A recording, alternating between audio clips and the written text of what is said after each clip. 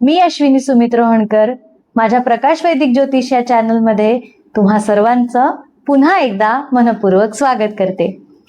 ज्योतिषशास्त्राच्या शृंखलेमध्ये आपण सर्वात प्रथम चर्चा करणार आहोत पंचांग.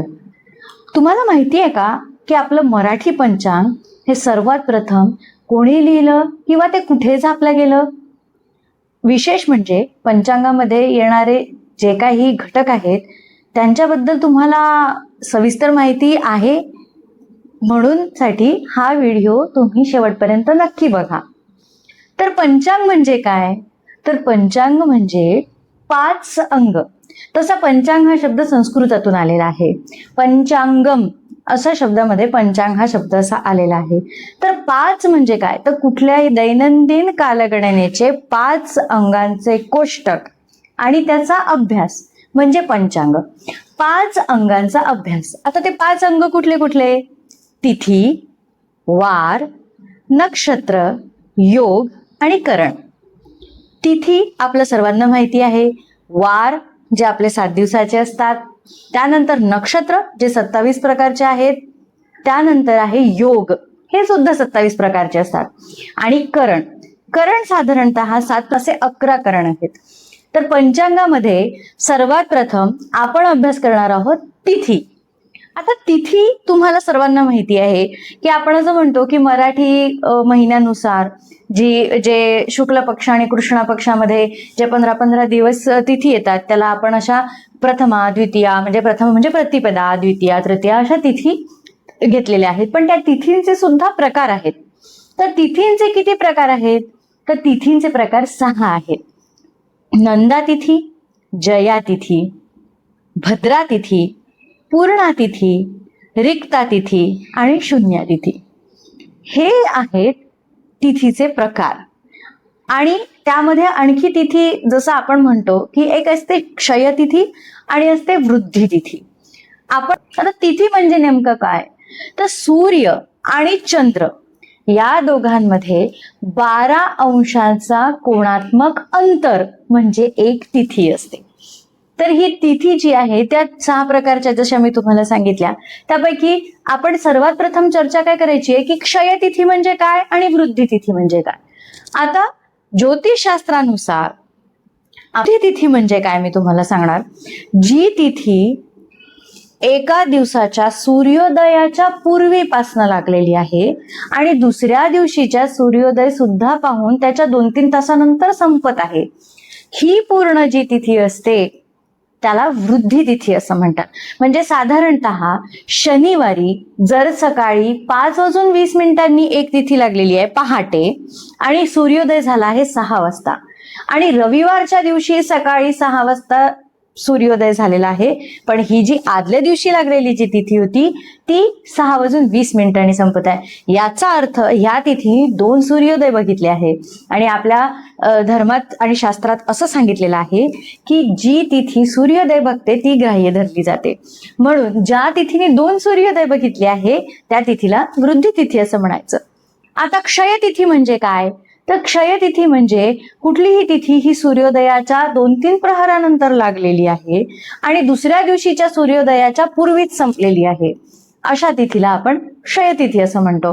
म्हणजे जर समजा शनिवारी दुपारी 1 वाजता जर एखादी तिथी सुरू झालेली असेल, आरंभ झालेला असेल आणि रविवारी सकाळी 6 वाजता जर सूर्योदय असेल पण त्या आधीच 5:20 म्हणा किंवा 5:30 वाजता ती तिथी संपत आहे, याचा अर्थ कुठलेही उदयाचा सूर्योदय जो आहे तो या तिथीने बघितलेला नाही, म्हणून आपण या तिथीला क्षय तिथी असं म्हणतो. आता नंदा तिथी म्हणजे काय? तर नंदा तिथी स्वतःहूनच आनंद असं तिचं नाव आहे. म्हणजे ज्या तिथींवर आपण आनंद साजरे करू शकतो किंवा ज्या तिथींवर आपण शुभ कार्य केल्याने आनंद होतो ती तिथी आहे आनंद तिथी. त्यानंतर जया तिथी, ज्या तिथीवर आपण एखादा युद्ध करायला गेलो म्हणा किंवा कोर्ट कचऱ्यांचे कामं करायला गेलो, अशा वेळी जेव्हा आपल्याला विजय मिळतो तर ती असते जया तिथी. त्याच्यानंतर आहे भद्रा. आता भद्रा आपल्या सर्वांनाच माहिती आहे. भद्रा ही सूर्याची पुत्री आणि यमाची बहीण आहे. तर ती तिथी जी आहे ती आपण शक्यतो टाळतो, कारण त्या तिथीवर कार्य केलेलं आपलं पूर्णत्वास जात नाही. दुसरी तिथी आहे पूर्णातिथी शुद्ध शुभ तिथी मानली जाते. त्यानंतरची तिथी आहे रिक्ता तिथी, म्हणजे रिक्त म्हणजे रिकामे, कुठलेही काम आपण केलेले आपल्याला फळास जात नाही अशा तिथी रिक्ता तिथी म्हणतात. नंतर आहे शून्यातिथी. शून्यातिथी म्हणजे ज्या तिथीवर आपण जर शुभ कार्य केले तर आपल्याला कुठल्याही प्रकारचे शुभ फल मिळणार नाही, अशा काही शून्यतिथी आहेत. पैकी मी खाली दिलेले आहे की नेमकं जयातिथी, नंदातिथी, भद्रातिथी, पूर्णातिथी, रिक्तातिथी आणि शून्यतिथी या कुठल्या कुठल्या असतात हे मी इथे दिलेलं आहे.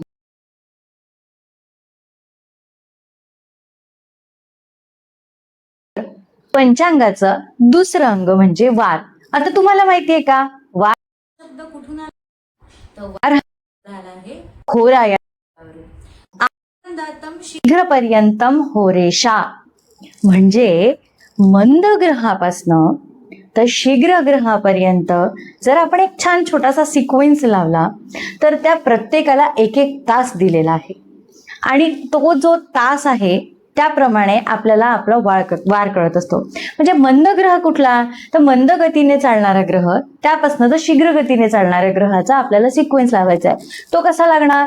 तर मंद ग्रह सगळ्यात प्रथम झाला आहे शनी, त्यानंतर आहे गुरु, त्यानंतर आहे मंगळ, मग आहे सूर्य, सूर्यानंतर शुक्र, शुक्रानंतर बुध आणि बुधानंतर चंद्र.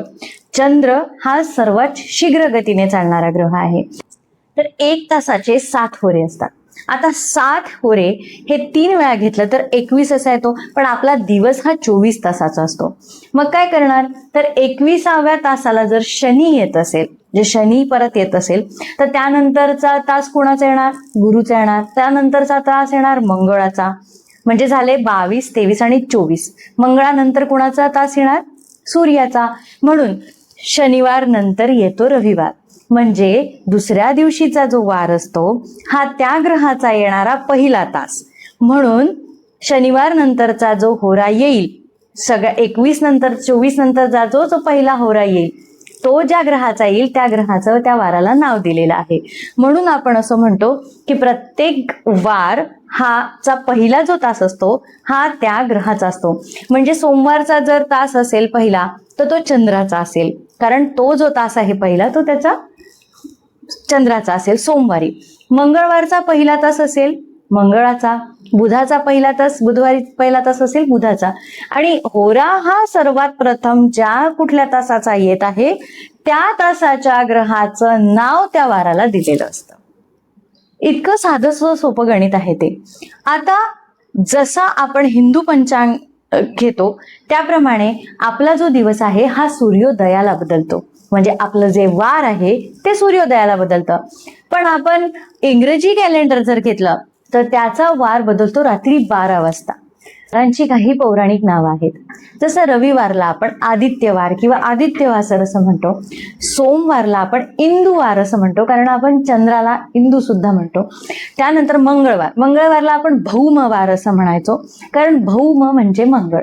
बुधवारला आपण सौम्यवार असं म्हणतो कारण बुध हा सौम्य ग्रह आहे.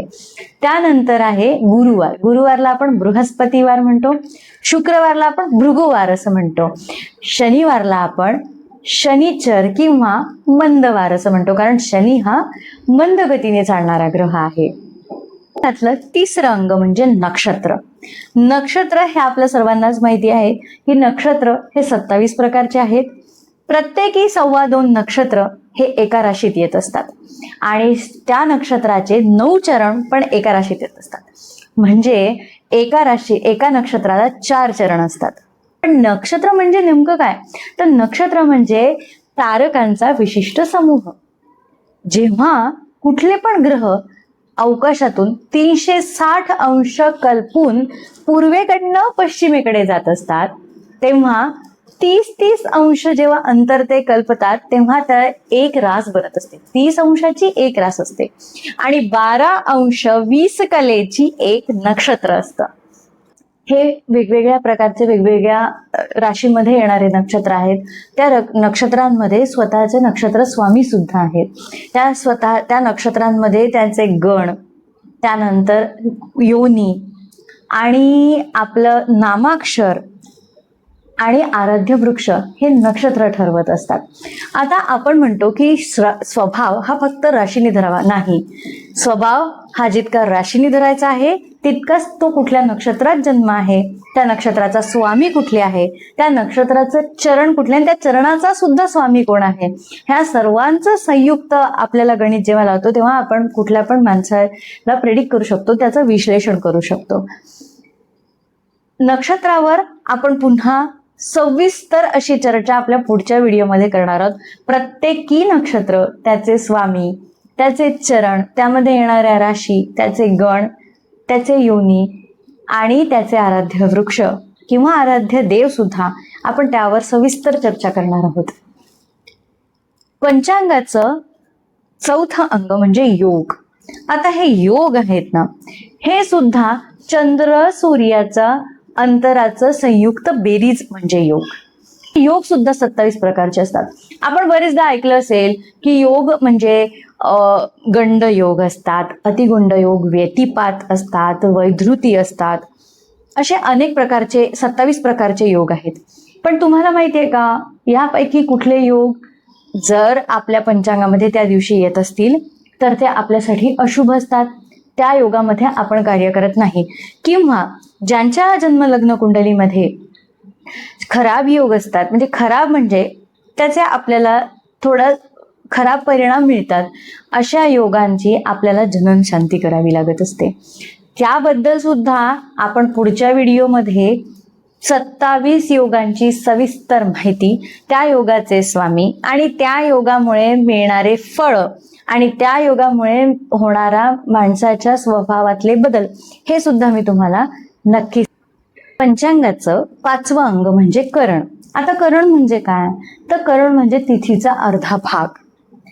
कुठल्या पण तिथीचा एक पूर्वार्ध असतो एक करण आणि उत्तरार्ध असतो दुसरं करण. करण हे 2 प्रकारचे आहे, एक स्थिर करण आणि चरकरण. पैकी चरकरण हे 7 प्रकारचे आहे आणि स्थिरकरण हे आणखी 4 प्रकारचे, असे मिळून सगळे 11 करण आहेत. करणांचा विषय असा आहे की आपल्या रोजच्या दैनंदिन जीवनामध्ये शुभाशुभ फळं देण्यासाठी, मुहूर्तांसाठी आपण करणचा विचार करत असतो. आता एक करण असं आहे ज्याला आपण विष्टी म्हणतो आणि विष्टीकरण म्हणजेच भद्रा. याचा अर्थ विष्टीकरणात जर जन्म आहे किंवा विष्टीकरण त्या दिवशी आहे तर आपण कुठलेही शुभ कार्य करणे टाळावे. म्हणून पंचांगामध्ये जेव्हा विष्टीकरण एका तिथीवर लागत असतं आणि ते सुटत असतं तेव्हा त्याला भद्रा प्रवृत्ती आणि भद्रा निवृत्ती असे 2 नावं दिलेले आहेत. करणांचा अभ्यास आपण सविस्तर नक्की करूया. आपण पंचांगाचा जेव्हा अभ्यास करतो आहे तर पंचांगामध्ये आपण काय काय बघतो, तर पंचांगामध्ये आपण सणवार, विविध मुहूर्त, जयंत्या, पुण्यतिथ्या, त्यानंतर ग्रहणांची माहिती, ग्रहांचं गोचर आणि धार्मिक कार्य कधी कुठल्या तिथीवर कुठल्या वारी करत असतात याची सविस्तर माहिती आपल्याला पंचांगामध्ये मिळत असते. पण हिंदू धर्मामध्ये जन्म झाल्यामुळे पंचांगाबद्दल आपल्याला माहिती असायलाच हवी, निदान थोडीफार माहिती तरी असायलाच हवी. आणि पंचांग आपल्या सर्वांना वाचायला यायला पाहिजे, कारण आपण आपल्या धर्माला, आपल्या संस्कृतीला, आपल्या पुढच्या पिढीला आपल्याला हा वारसा द्यायचा आहे.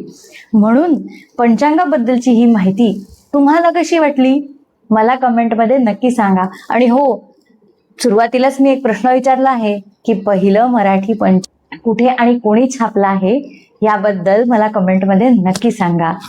तोपर्यंत पुढच्या व्हिडिओमध्ये आपण सविस्तर ज्योतिषशास्त्राच्या दुसऱ्या शृंखलेची सविस्तर माहिती घेऊया. तोपर्यंत हर हर महादेव.